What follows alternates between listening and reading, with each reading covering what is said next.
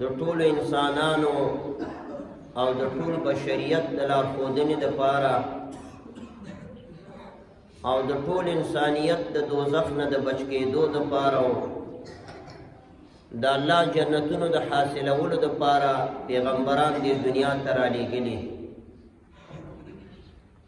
او پیغمبرانو ته الله پاک کتابونه آسماني ورکړي چې د بندګانو ته آسماني هدایتونه بیان کړي او د هغه هدایتونه او د احکامو په رڼا کې انسانان ټول د دوزخ نه بچ شي او جنت تلو والا جوړ شي. هر پیغمبر به چې راتلو د یو خاص ملک دپاره او د یو خاص وخت دپاره به بیا به هغه پیغمبر چې وفات شو او څه زمانه به تېره شو الله به بل پیغمبر راولېږو او بیا بل پیغمبر کله به 500 کاله د دوو پیغمبرانو منځ کې تیر شو کله به 800 کاله تیر شو مختلفې زمانې دا د نبوت تسلسل روانو او د رسالت الله 4 غټ آسماني کتابونه نازل کړ. زمونږ د قرآن کریم پسې دویمه مرتبه کې غټ کتاب چې د هغه تورات دی چې الله په موسی علیه السلام نازل کړ او د موسی علیه السلام امت زمونږ د امت نه وروسته دویم نمبر کې غټ امت و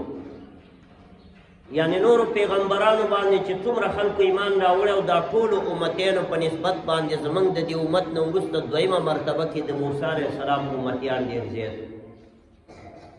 ځکه هغه بني اسرائیل دی او د هغوی ذکر هم قرآن حکیم کې ډېر شوی په ټولو رسولانو کې د موسی علیه السلام ذکر ډېر شوی قرآن پاک چې څوک تلاوت کوي او بیا دویم نمبر کې ابراهیم علیه السلام ډېر ذکر شوی دی خو هر پیغمبر به د یو خاص ځای دپاره او د یو خاص ملک او د یو خاص زمانې دپاره داسې پیغمبر چې د تمام دنیا دپاره د مشرق نه مغربه پورې او شمال نه جنوبه پورې د ټول انسانیت دپاره پیغمبر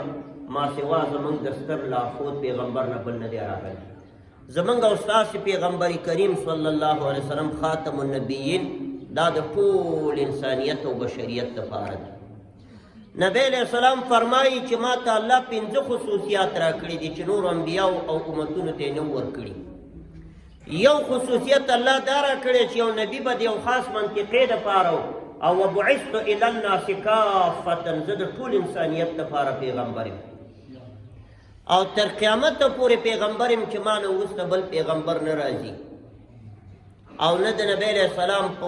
موجودیت کې بل پیغمبر دنیا ته راغلی. نو نبی علیہ السلام چې دنیا ته راغی د دې پیغام اخیری پیغام و د دې کتاب آسماني اخیری کتاب و